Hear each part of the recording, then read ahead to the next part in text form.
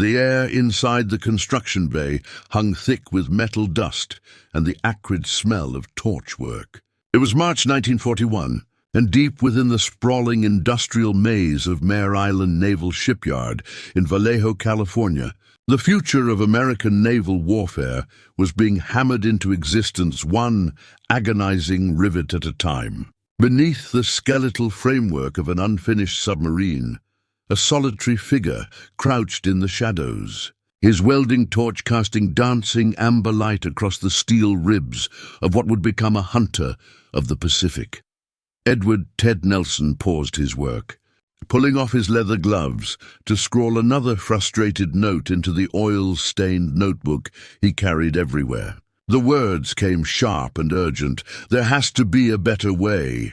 Around him stretched a landscape of inefficiency that would have driven any thinking man to madness. Scaffolding rose in chaotic towers, a wooden forest of temporary structures that consumed more time to erect than the actual work they supported. Men crawled through impossibly tight spaces, their bodies contorted beneath the wooden deck planks they were laboriously installing. Each bolt had to be drilled, positioned, threaded, and torqued, a process so time-consuming that single installations could devour entire work shifts.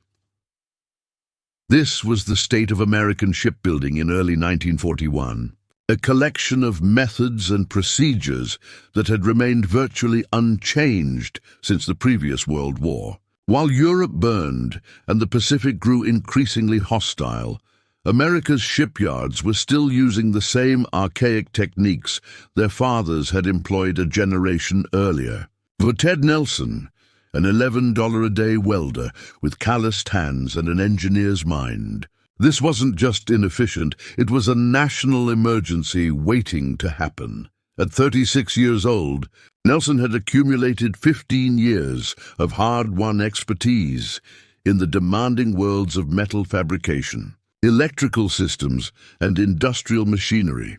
His education hadn't come from university lecture halls, but from the unforgiving classroom of the workshop floor, where mistakes meant wasted materials, lost time, and sometimes serious injury.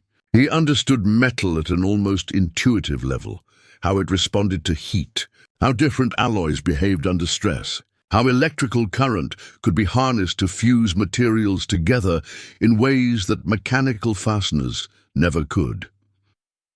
What his Navy supervisors failed to realize, what they couldn't have known as they walked past him each day in their pressed uniforms and polished shoes, was that this ordinary welder had already engineered the solution to the very problem that plagued their entire operation. The concept itself was breathtaking in its simplicity, the kind of innovation that seems obvious only after someone brave enough has thought of it first. Instead of the exhausting ritual of scaffolding construction, hole drilling, and bolt threading, Nelson had envisioned a radically different approach.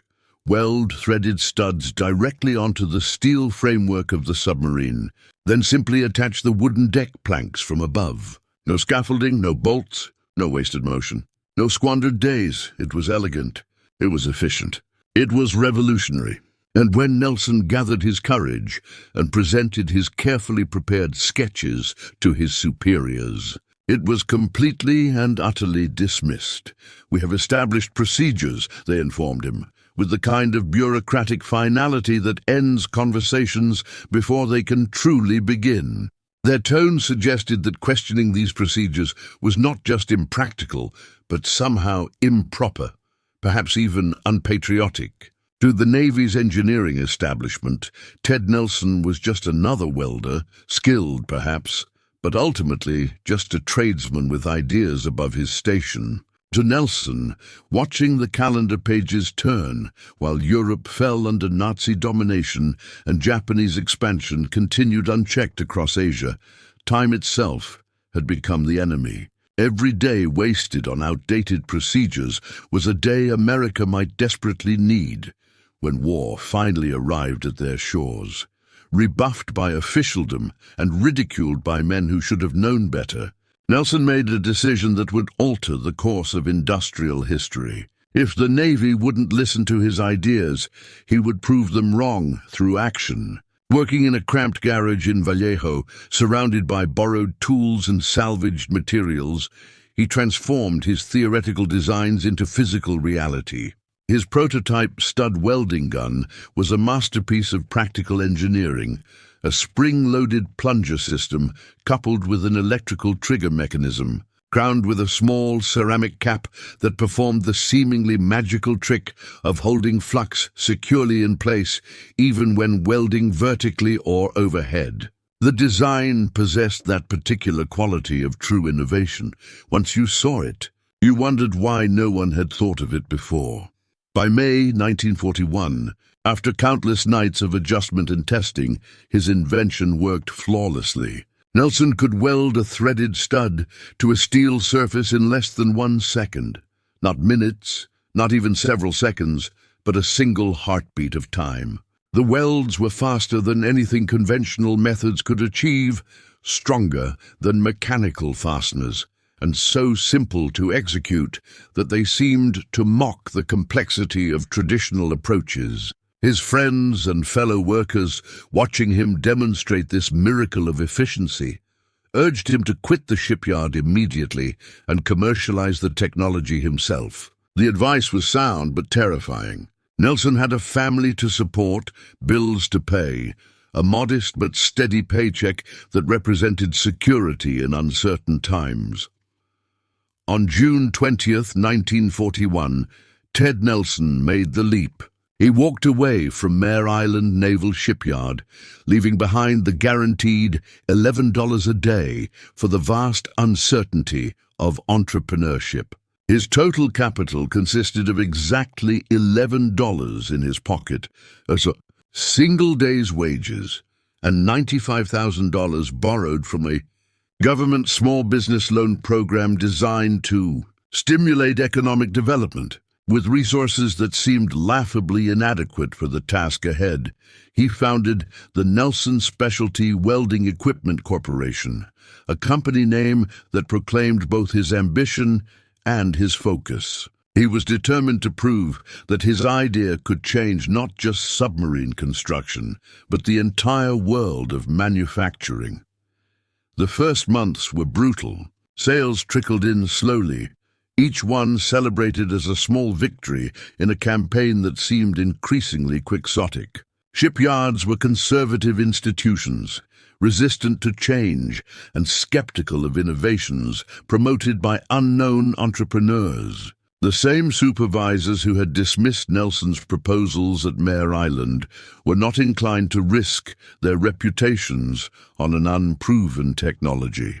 Nelson persevered, demonstrating his equipment wherever anyone would give him a hearing, slowly building a modest customer base among smaller contractors willing to experiment. Then came December 7th, 1941, Pearl Harbor. In a single morning of fire and blood, everything changed. America was at war, and suddenly the leisurely pace of peacetime production became a strategic liability that could cost the nation everything. Shipyards from San Francisco to Richmond to Mare Island itself went into overdrive, operating around the clock to replace the vessels destroyed in Hawaii and build the armada that would be needed to fight across 2 oceans simultaneously. Speed was no longer a preference. It was a matter of national survival, and the same men who had ignored Ted Nelson's invention just months earlier were now desperately calling him, their voices urgent over crackling telephone lines, begging for his welding guns. The orders didn't trickle in. They flooded in like a tidal wave. Kaiser Shipbuilding, Bethlehem Steel, even his former employers at Mare Island Naval Shipyard, all of them suddenly understood what Nelson had been trying to tell them for over a year. Within weeks, his small workshop was completely overwhelmed by demand that exceeded his wildest projections. Nelson moved quickly to scale up production. He opened a dedicated factory in San Leandro, a facility that started with 20 workers and rapidly expanded to 50, then 150. each shift racing to produce 30 welding guns and thousands of threaded studs every single day. The impact on production efficiency was immediate and staggering. Submarine deck installation times, which had previously consumed 6 full days of labor, now required just 1. Tasks that had been bottlenecks in the construction process suddenly became routine steps that barely slowed the assembly line. By the end of 1942, after just 1 year of widespread implementation, Nelson's stud welding process had saved the United States Navy over 5 million man-hours of labor, an almost incomprehensible volume of human effort that could now be redirected to other critical war production tasks. When Navy officers finally arrived at his San Leandro factory to present him with an official citation, Captain Harrison from the Bureau of Ships delivered what might be the understatement of the war. "Your proposal was not properly evaluated." That was a mistake. It was an admission of bureaucratic failure that carried profound implications. Sometimes Nelson's example suggested, the best way to serve your country isn't to follow official channels and wait for permission. Sometimes it's to ignore the gatekeepers entirely and just solve the damn problem. By 1943, the Nelson Specialty Welding Equipment Corporation employed over 400 workers and supplied shipyards across the entire nation. Stud welding had transcended its origins as a clever shortcut to become a fundamental revolution in naval construction methodology. Every submarine, every destroyer, every aircraft carrier that rolled out of American shipyards after 1942 incorporated Nelson's process. The technology transformed submarine construction in particular. Portsmouth Naval Shipyard achieved what had previously been considered impossible, completing 4 submarines in a single day, a production record that has never been broken in the decades since. Consider the mathematics of this achievement. The United States built 203 submarines during World War II, and each one required thousands upon thousands of welded studs. Multiply those minutes saved per stud by the thousands of studs per vessel, then multiply that by hundreds of ships. And Nelson's innovation had effectively shaved years off America's wartime construction schedule. The famous Liberty ships, mass-produced by the thousands to replace vessels being sunk by German U-boats faster than traditional methods could replace them, used up to 8,000 studs each. At the peak of production in 1943, American shipyards were launching 3 new ships every single day. Nelson's tiny welding gun, conceived in a Vallejo garage just 2 years earlier, helped make that seemingly impossible feat achievable. On May 11, 1943, in a ceremony that recognized the strategic importance of his contribution, the Secretary of the Navy presented Nelson's San Leandro factory with the Army-Navy E Award for Excellence in Production. The citation honored the estimated 50 million man-hours saved by his technology, the equivalent of 19,000 years of continuous human labor. It was an achievement that rivaled major weapon systems in its impact on the war effort. Nelson's response to this recognition was characteristically humble. "We didn't do this for awards," he told his assembled workers, many of them women who had filled the positions left vacant by men shipped overseas. "We did it because our country needed it."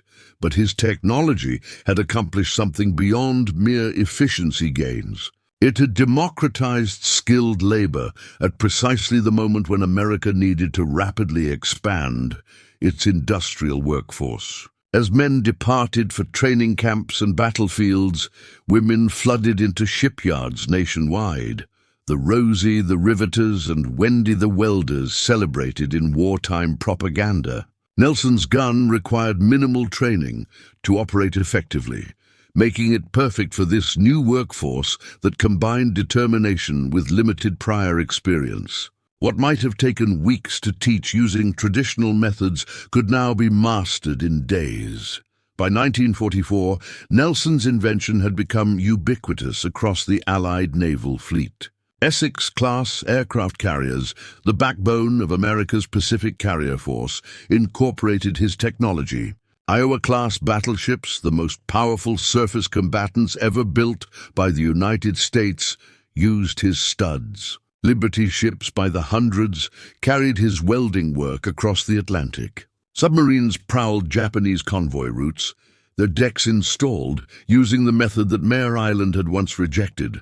The chain of causation extended far beyond the shipyard walls. Faster ship construction meant more convoys protected from submarine attack, more troops and supplies delivered to combat zones, more amphibious landings supported by naval gunfire, more victories won through the accumulated advantages of industrial efficiency. The time that Nelson had saved translated directly into combat power, and combat power translated into lives saved. When the war ended in August 1945, with Japan's surrender, the flood of military contracts evaporated almost overnight. Production slowed dramatically, and the company that had employed 400 workers during the war's peak suddenly faced an uncertain peacetime future. But Ted Nelson had learned from his earlier gamble. He was ready for this transition. Rather than trying to maintain wartime production levels in a peacetime economy, he pivoted aggressively towards civilian industry applications. Bridges, skyscrapers, automobile manufacturing, heavy equipment, everywhere that metal needed to be joined efficiently, Nelson's technology found new markets. He proved that stud welding was not merely a wartime innovation born of emergency, but a fundamental peacetime revolution in manufacturing methodology. In 1950, having built his company into a sustainable enterprise with a secure future, Nelson sold the Nelson Specialty Welding Equipment Corporation to TRW, a diversified industrial conglomerate. The sale secured his personal legacy and ensured that his technology would continue to evolve and expand. He had transformed himself from a rejected welder into an industrial pioneer whose influence would extend far beyond his lifetime. Decades later, long after Ted Nelson's death, his name continues to live on in industrial catalogs and engineering specifications worldwide. The Nelson brand, now part of Stanley Engineered Fastening after several corporate acquisitions, produces millions of welding studs every year for applications he could never have imagined. His basic technology has evolved dramatically, incorporating robotics, computer controls, and precision monitoring systems that would seem like science fiction to the man who built the first prototype in a Vallejo garage. But the fundamental principle remains absolutely identical. One stud, one electrical arc, 1 second. The essence of his innovation has proven timeless. Today, stud welding is used in virtually every major construction project. Skyscrapers that pierce urban skylines, bridges that span impossible distances, nuclear power plants that require absolute reliability, offshore oil platforms that must withstand oceanic forces. The technology has even come full circle, used in recent years to restore historic naval vessels like the USS Texas and USS Pampanito, warships that still rely on the 1941 design that Ted Nelson's superiors once dismissed as impractical. Ted Nelson lived long, enough to witness his invention become universal, to watch the Cold War begin and end, to see technology advance from mechanical calculators to personal computers. He lived to know with certainty that one welder's stubborn refusal to accept no for an answer had genuinely changed the course of history. He died in 1994 at the age of 89, a quiet man who had never sought fame or celebrity, but who left behind one of the most profound industrial innovations of the entire 20th century. He wasn't a general planning campaigns or an admiral commanding fleets. His weapon was time itself, and he wielded it with the precision of genuine genius. Ted Nelson, The $11-a-day welder who refused to stop thinking, who bet everything on an idea the experts had rejected, proved that innovation doesn't always arrive wearing rank insignia and gold braid. Sometimes it wears a welding mask, carries a scarred notebook, and works in a borrowed garage. Sometimes the people who change the world are the ones nobody expected. Sometimes they're the ones nobody was listening to, until they couldn't be ignored anymore.